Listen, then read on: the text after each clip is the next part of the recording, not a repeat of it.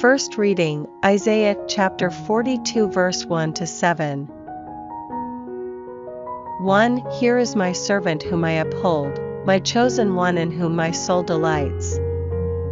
I have sent my spirit upon him, he will bring fair judgment to the nations. He does not cry out or raise his voice is not heard in the street. He does not break the crushed reed or snuff the faltering wick. Faithfully he presents fair judgment, he will not grow faint, he will not be crushed until he has established fair judgment on earth, and the coasts and islands are waiting for his instruction.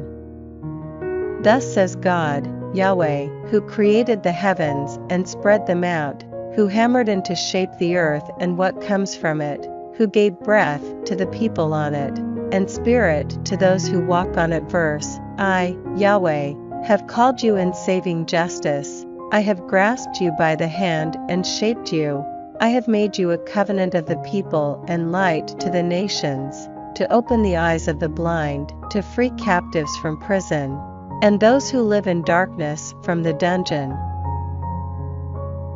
Responsorial Psalm, Psalms chapter 27 verse 1, 2, 3, 13 to 14. Of David, Yahweh is my light and my salvation, whom should I fear? Yahweh is the fortress of my life, whom should I dread? When the wicked advance against me to eat me up, they, my opponents, my enemies, are the ones who stumble and fall. Though an army pitch camp against me, my heart will not fear. Though war break out against me, my trust will never be shaken. This I believe. Verse, I shall see the goodness of Yahweh in the land of the living. Put your hope in Yahweh, be strong, let your heart be bold. Put your hope in Yahweh. Gospel, John chapter 12 verse 1 to 11.